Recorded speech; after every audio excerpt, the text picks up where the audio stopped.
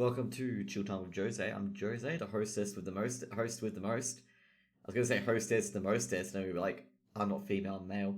But anyways, we're going to talk about CSGO Show. So CSGO is being largely disrupted by the coronavirus outbreak, of course. You know, a lot of teams have to play everything online. So ESL Pro League's been moved online, as you guys may have known.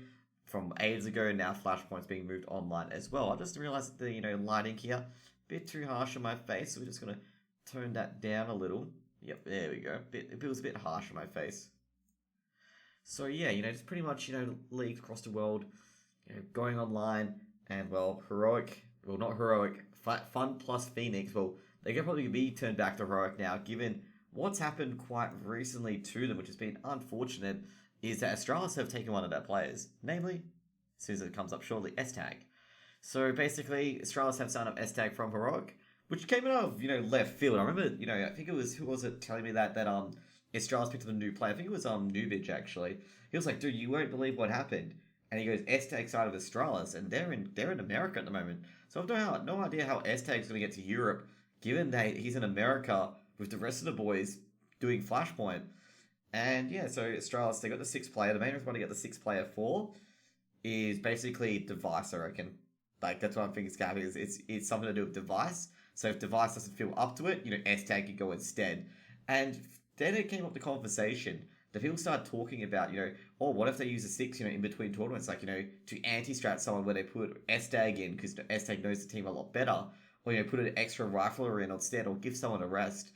And they're really bringing out, this concept of substitutions as well, where teams are going to have more than 5 players, are going to be 6 or 7 players as well. And rather than coach stand in, they're going to have an additional player who can sub in if, someone needs to stand in, for example, or, can't, attend the tournament.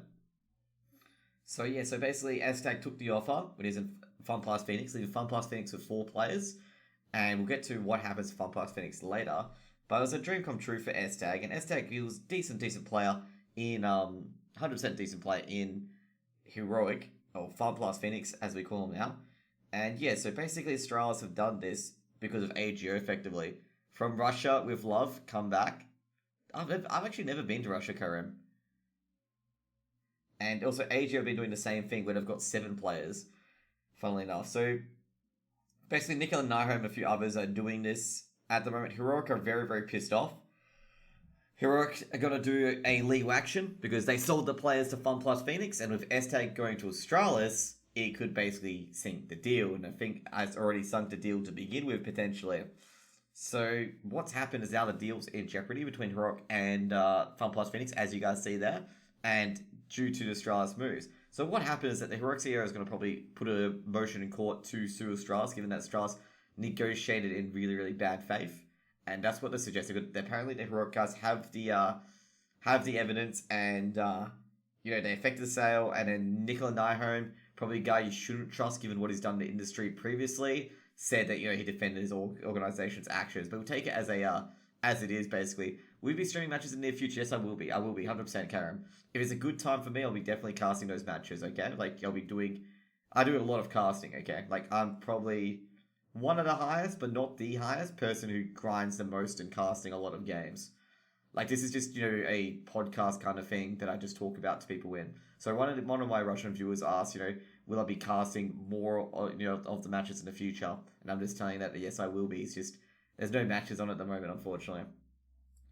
So Astralis have 6 players. It'll be Device, Nix, Dupree, Glade, Magix, S-Tag, and Zonic as the coach. Some people have said that Zonic is looking to retire as well from coaching. He did complain about and put Device in the coach's seat, or maybe Glaive as well. But, nothing's been made of yet. And basically, this is from July 1st. Basically, S-Tag's contract with Flashpoint Phoenix runs out on July 1st. So he'd be in Astralis on July 1st. And yeah, so basically, Nick and I said none of the actions were taken to the detriment of Heroic or Fun Plus Phoenix, both of whom have been notified of S-Tag signing to Astralis. This is interesting because if Heroic and Fun Plus Phoenix knew, then Fun Plus Phoenix would have never engaged in the transaction in the first place, and vice versa. So I think Nicola and I might be telling a few fibs. So yeah, basically, S-Tag has joined Astralis, and that leaves Heroic trying to look for one more player, one more rifler. And I reckon they can probably get anyone at this stage. There's Dennis, as I said earlier. Basically, I think Lag15 was talking about this. He was like going, okay, we need, if you want to find a player, go Dennis. Like, they can put Dennis into this team. and Dennis would probably bring what S-Tag brings, but I'm going to say Dennis is more to the end of his career, and I'm not sure if Dennis is going to side with a Danish team. That's probably another question. That's probably a big question for Heroic, whether they will sign, Dennis or someone like that as well. But then again, there's a lot of good Danish riflers out there as well, and Heroic could just simply just snag one of those up, and that's pretty much it. So this story leads to the next story, which is going to be Fun Plus Phoenix forfeit the match against August. They've now forfeited all of their matches and being replaced by Swole Patrol. And yeah, that's pretty much what's happened basically. Since this happened, Cadian wasn't really happy with S-Tag, leaving the team. He understood why, but he just wasn't too happy because now they can't participate in Flashpoints since they don't have enough players. I don't think Lomi is going to coach. Lomi is going to stand in, to be honest. I'm not sure how long it's been since Lomi actually played CSGO, to be completely honest. But yeah, so, not happening. They're not happy with it. And Cadian, he was gutted. And Cadian's been mistreated in esports quite a bit. Like, I think he got kicked out one of his teams. And then he basically got moved to Magnitude in EU Advanced. And then he eventually made it back into Rourke, which was just insane. And also it was revealed that the team had been warming up in the studio when they were told they couldn't play the match. Ooh, that's enough. But, S-Tag leaving the team basically creates this. It's just, well, it just sucks for Fun Plus Phoenix. And, Heroic were doing pretty well. Like, they were doing pretty average results. And if they, grinded and kept at it a little, I reckon they could have been the second best Danish team. And as you get to the next one, which is Swole Patrol being invited to Flashpoint. And as I said before, basically Swole Patrol is coming to Flashpoint. And they'll play under Fun Plus Phoenix, the organizers announced. They're not signed. Okay, basically Cooper and Figures would announce that they're not signed to Fun Plus Phoenix. They're just playing under them for this tournament. Just in case you guys are wondering, okay? I like this one. They think they're representing Fun Plus Phoenix. They haven't signed anything, okay? Cooper said, he rejected the claim. And, because basically if they sign with Fun Plus Phoenix, they might get forced into the EU area, and that's not good. That's why they're trying to probably avoid it. They've been, they've been put in Group B with Chaos, Bad Lions, and Contact, and they face X Crazy or Contact, and yeah, that's pretty much the guys. I'm actually surprised that A2Z is still the coach because I think he's banned, I believe. I'm not sure. Oh no, it's AZK. Sorry, AZK is the one banned. But yeah, pretty much the article's been updated to say that basically Cooper haven't signed anything with Fun Plus Phoenix. They're just playing under the banner and nothing has been signed and confirmed yet. So, yeah. Oh, there is up around too. Okay. So anyways, guys. We're going to get up to the next one. So we're going to go to the MDL. Well, basically, they've just... ESA have updated us as giving new brackets for AU positive schedule. Okay. So it's going to be a lot different now. Interesting, I did not know that. But anyways, we'll just exit out of it. And we won't talk about that. We'll go back to here. So I just got an update from ESCA about, how the next matches will be performed. But either way, it doesn't really matter at the end of the day. We're going to go to the next article, which is going to be the ESL 1 Major, the Rio Major. Of course, this was going to be obvious it's going to happen pretty much. That the major would be moved to November, and the prize pool will be doubled. Main risk goes to Corona outbreak. It will be still held in Brazil. And completely expected, to be honest. Completely expected. Yeah, that's pretty much it. I didn't think that Rio Major was going to go ahead. It will take place on November 29th and 19th and 22nd. Funnily enough, I'll be at DreamHack during that time, so very, very highly unlikely that I'll even be at the major, if I can. And yeah, cancellation of the second major, blah, blah, blah, increase in prize pool. It'll be the highest prize pool for a Counter-Strike tournament. And yeah, that's because a little surprise is everything else has been basically postponed. Like, for example, Dota 2 Major. And, basically in Brazil, there's about 1,546 cases. And basically, most of it's in Rio, which is where the major is. So, not going to be put there, unfortunately. So, anyways, basically, fans' tickets to the main major can use them for the rescheduled dates or ask for a refund using Eventbrite. Ooh. So basically, there's going to be 14 teams. So basically, they're going to keep the qualification, okay? They're going to keep the new Challenger stage, the new Legend stage. They're going to keep those. And I'm not sure if there's going to be anything to do with qualification and stuff like that. So yeah, this is going to be the issue here. They're not sure whether or not the teams who qualified for the minor will qualify for the major. So the minors that are already set, will they be qualified? Will the minors be redone? For the open and closed qualifiers? We're not, sure as of yet. But anyways, DSL 1 Rio 2020 has been rescheduled, completely expected, but we're not sure about how the qualifications are going to go. Like, the auto invites are still there. They're not using the new system yet. They're using the new system next update, but not this update. So next up is going to be Flashpoint Phase 2 has been determined. So basically, as you guys know, that Cloud9, Mad Lions, and MIBR, they won all the group matches in Flashpoint. So basically, Cloud9 beat August, I believe. Mad Lions defeated Havu, and MIBR defeated Gen G. And MIBR came back from losing the first game, winning the decider, and winning the grand final, which is quite impressive from MIBR. The selection process continued to captain. So if you guys don't know what Phase 2 is, Phase 2 is basically another group stage. The team that was top gets to pick their opponents, basically. So it's like a GSL style from StarCraft 2. So what they do is that the StarCraft 2 players, they play a group match. The players that are top of the groups get to pick their opponents going into the round of 8. And that's essentially what this is copying. It's basically what Monte Cristo's idea is. So as you see here, Cloud9, they picked Envy, Copenhagen Flames, and Havu. Melos picked Chaos, Fun Plus Phoenix, and Contact. MIBR picked August, Dignitas, and Gen G. And as you can see here, MIBR group is probably a group of death. And I think Fun Plus Phoenix is going to be Swole Patrol, just in case you guys are wondering. And basically Group A, Group B, Group C. Now, basically, as you can see here, the points. So basically, they have a point system as well.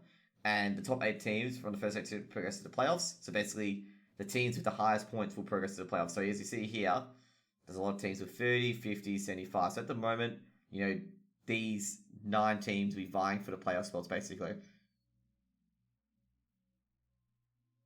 So yeah, that's pretty much it so far. So Flashpoint, Group 2. Not sure who's going to win it so far, because all these teams could potentially win it. I'd say Swole Patrol will be at a bit of a disadvantage. Harvard and the Flames, I reckon the Flames, Envy, I don't think they have much of a chance. I think they'll be bottoming of their group. Fun Plus Phoenix, Swole Patrol, I'm not entirely too sure what will happen there. They are a better team than a few of the teams in here. I suspect that Mad Lions, MIBR, and Cloud9 have already secured their spots for the next round. Unless somehow, Copenhagen Flames, Envy, and Fun Plus Phoenix finish top, and they finish bottom. And then it'll be a complete dog's breakfast, basically. But I'm very sure Mad Lions, MIBR, Cloud9 have already secured their spots, basically. So anyways, let's just continue with it. And we're going to get up to the next area, which is going to be MIBR firing their coach. So I'm not sure confused about why MIBR seeming to just fire coaches when their team doesn't go well. Zeus used to be in the used to play with Team Liquid, used to coach Team Liquid, I believe. And that was, he was a coach in exchange for Stewie 2K, basically. So basically, he came back to MIBR, and then MIBR got rid of him. And main thing is that MIBR struggled post results, team failed to achieve a grand final berth, and basically they didn't play very well at all. And then basically MIBR replaced Coldzera with Phelps. They got Coldzera and Phelps with Mayan and KNGV. I feel these two were really, really good pickups. Mayan's been a really good pickup, and KNGV is a pretty good pickup as well. But KNGV's been falling off quite a bit, which is quite unfortunate. But sometimes I gotta say with KNGV, most of his career stuff has been really his own doing, with threatening FNS and stuff like that. And basically MIBR not even close to achieving success. They've been very, very lackluster, super, super lackluster in their tournaments. Basically, super they haven't been playing well at all, to be honest. And basically, revealed during the stream that Ricardo Dead, basically, he's a manager, will take Zeus's place and act as MIBR's coach. The team are not in search of a new coach. So basically, the manager has replaced Zeus, effectively, as the manager coach. I think in the future, they probably will get a new coach at MIBR. They will have to get someone from the scene. And I'm kind of, I'm not sure what the problem is with MIBR, but I don't think it's the coach. I think it might be the players and teamwork. They need to have a boot camp or something like that, because at the moment it's just they haven't found a replacement for Coldzera, and they've brought in Mayan and KNGV, and that hasn't exactly changed results. Basically, it hasn't changed results at all. And it's actually really, really hard to get players in Brazil. That's the thing, because all these Brazilian players have high buyout clauses purely because people use their money to basically buy out players, and that's why they have these high buyout clauses to begin with. So we're going to get up to the next one, which is going to be, well, we actually discussed all of this. So A-Core, I'm going to say, we're going to mention this specifically, is A-Core. A-Core had an amazing game for Bad Lions. Dude, I was going to say Trick. That's what he used to play for. But geez, Acor has really, really advanced as an AWPer since the Trick days. And dude, he was man to match, and he got an ace 1v3 clutch, and geez, he basically demolished Harvey by himself. And I'm gonna think, Acor might be a target of, Astralis. Like, if Device goes to a coaching role, I think what's gonna happen is they're gonna pick up Acor from Mad Lions. They're gonna make moves for Acor. Given that Hunter's already benched himself, he's gonna become a coach in Mad Lions, likely with Vasilian as the IGL.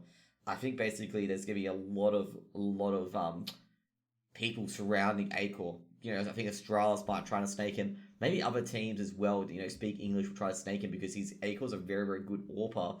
Borub and a few others as well. Not Borub, sorry. Bubsky and a few others. They haven't been, looked at yet, but I think the AWPer of Acor, he might get looked at as well. Basically, Acor basically knocked out the Finns, basically winning 16-10, 16-8, and Acor had like plus 23. And that's insane for an AWPer. And Bubsky, he did his usual stuff, 95. And you can see, basically, now Lions are insane. And Hoodie probably had one of the worst games I've ever seen him have. And that's, that's pretty much most of the news from HLTV. We'll go to the next part, which is going to be the relegation in Australia. So this is going to be changed, just in case you guys are wondering, guys. Like, this is all wrong, just in case you guys are wondering. So what's going to happen is that there's going to be two upper brackets. So what's going to happen is that basically these two teams will verse each other, and the winner will go to MDL, and the two other teams will go to the lower bracket. So basically what will happen is that the lower bracket teams, sorry, you don't see it, the lower bracket teams here will fight each other, and the winner of that will verse the two teams, the winner of these games will go to another lower bracket where the two teams that lose the semi-final will go down here, and the winner of these two teams will proceed, and that's the four teams that will be qualifying for the MDL. So basically, these two teams, Fury and Esper, because I think Esper qualified, they'll verse each other, then the winner of Fury and Esper will qualify for MDL, the other one will go to lowers. Then it'll be Mark and Larry v Incept. The winner of that will go into MDL. And then they basically drop to the second round. So the loser there will go out. And then they'll play another BO3 here. The winner of that will go forward into the MDL. Highly likely that's what will occur. So there'll be only 4 teams in the MDL. And I'm not sure how they're going to get the 5th team, though, to make 18. Not sure. Actually, it's got Team Ferro. Yeah, Team Ferro will be the 5th team. Okay, yeah, that'll be 18. So since Team Ferro won the ESCA Open, so it's going to be pretty hard here for Mako and XMC Academy. So these guys, I'd say right away, these guys will probably get eliminated. Rosu, I think Rosu will probably beat Draconic Esports. And then they'll go for another lower bracket. Now I get to the EU Advanced. So EU Advanced, everyone at this point will earn a relegation spot in the MDL.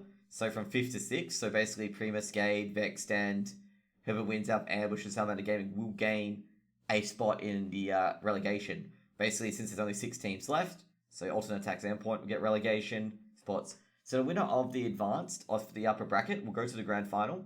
I'm thinking it's going to be either, this is 1 or 2 seed versing each other, and kind of expected what's going to happen here. I reckon Endpoint will win this and be the number 1 seed, basically. They'll go to the grand finals with the 1 map advantage.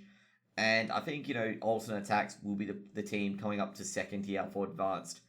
And what I'm going to say here is basically, it's been such a tight EU Advance. Like, look at these teams. Like, when you started here, look at these teams. Like, SJ Gaming, Trick, Salamander, Alternate Attacks, Turkey 5, Fate, Diffuse Kids, Prima, Vexed. Jet's probably one that, you expect them to get eliminated early, which they did. Ambush and Apex, another good team as well. Skade and Juggernauts. Skade, definitely a good team. And Team Unique and Endpoint. A lot of very good teams here. And you can see here, like, how competitive it is in Advanced. Where the 6 teams that are on top, you just be like, oh, shit, I'm not sure who's going to win here. Like, I'm not actually too sure. I think, there are a lot of teams that can win here. And, yeah, I think Endpoint will win it all. I think Endpoint will be the first English team in the MDL for quite a few seasons. And, yeah, it's actually good that English CS is coming back once again. The UK CS is coming back once again. Anyways, guys, the next one we're going to talk about is the advance in NA, which is much, much larger. And I'm going to say now, it's probably a bit easier to predict. Like, a lot easier to predict with a lot of teams who can be like, nah, they're not going to get through and stuff like that. So we're going to get to the, I think it's the lower bracket and upper bracket. So these guys haven't got the MDL qualifications yet. These guys will have MDL relegation qualifications, but these guys will not yet. Not yet. Basically, the winner of these will get MDL relegation qualifications. And I'm going to say now, Buff Daddy's PayPal team looks the goods at the moment. They look really, really good. As well as Ethereal. Ethereal looks very, very good as well as they demolished Timberman. So I reckon the thing that's going to win the entire American series will probably be Buff Daddy's PayPal team. Like, I reckon they'll probably win it all, and I'll be casting that match at 9:30 a.m. AWST. I'll be casting that BO3. So if you guys stay tuned, it'll be awesome to see you guys there. And, basically the CSGO is going to be just in and out, bit frequency in and out. It's not going to be basically 100%, with the advanced bracket. It's not going to be like, 100% that I can cast all the time, because these teams can reschedule and schedule the match whenever. And I just hope, I'm able to cast these matches in the end. And, it'd be great if I'm able to cast these matches. So, yeah. With the EU Advance, is basically like, on a basically a game-by-game basis. Like, I'm not sure if we're going to be casting, EU Advance that often. But, we'll see what we do. With MDL relegation is going to happen as well. I'll be trying to wake up early to make sure I can cast an MDL relegation game. Because basically daylight savings will kick in and it'll be at 4 a.m. rather than 3 a.m. And I'll probably wake up early for that and probably make a stream, slightly delayed so I can make sure I can wake up early for it. Anyways, guys, that's going to be it for Chilltime with Jose for the CSGO edition. We're going to get to the politics and gaming and esports later. So, hope you guys had a great time here today. It wasn't that, filled with CSGO news, but that's mainly because all of the tournaments, stuff like that, being cancelled. I think LootBet have announced their new tournament as well, but I'll talk about that next week. So a lot of the EU tier tournaments are coming back because there's been a lack of online tournaments, and I guess there's going to be no more LAN events. It's going to be purely online in Europe. And, it's going to be a good time. It's going to be a really, really awesome time for CSGO and all of esports here, where, it's going to be the only sport that's going to be on at the moment. And, well, it's going to be a bit boring for a week or two when basically the ECA stuff is going to calm down, which is going to be around, I think, the relegation isn't like April just before Easter, and I think Easter's going to be like nothing's going to be on basically. But there's a lot of charity events hanging around as well. Like I think Conky's organising a charity event. There's also one organised in a CIS region, and we'll see how they go basically. I think Simple's brother is playing, and a star from the soccer league there is also playing as well. So that's just some good things to see from the CS:GO scene, the esports scene, to try and get these people who may not watch esports watching esports and keeping their time occupied, and I don't know, just distract them from how depressing coronavirus can be here. Anyways, guys, thank you guys for coming today for CSGO edition, and we'll be going on with the esports and other edition later. And if you guys enjoyed the video, subscribe below, like it below as well, share it with your friends. And also you can even follow my Twitter, Discord, all that stuff. And I hope you guys have a great day. And this is the end of the video. See you later, guys.